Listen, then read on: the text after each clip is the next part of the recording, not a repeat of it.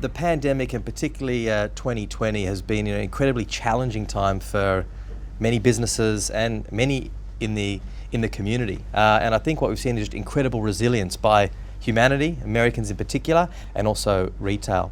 I think one of the biggest things that we saw last year in 2020 was the enormous flight to online. You know, the online growth was about just under 50% year on year, which is almost triple the average over the last 10 years.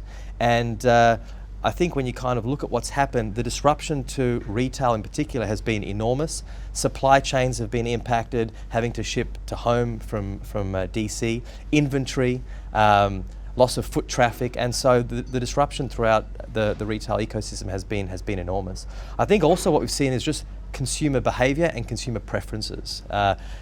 What we saw in our data was no longer were consumers paying for the cocktail dress or the Friday night dress on a Friday, but there was huge growth in yoga mats and athleisure, things for the home, Monster soft drinks, and so you can just imagine how retailers had to cope with different inventory and different preferences.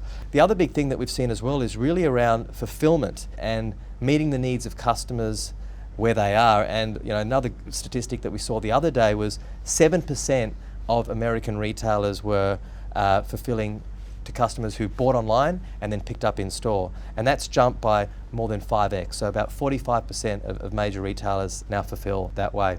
As we move to payments, you know, there's been huge. We've seen a huge collapse in cash, and obviously enormous growth in contactless, up about 100% year on year. And contactless really is a must-have for retail.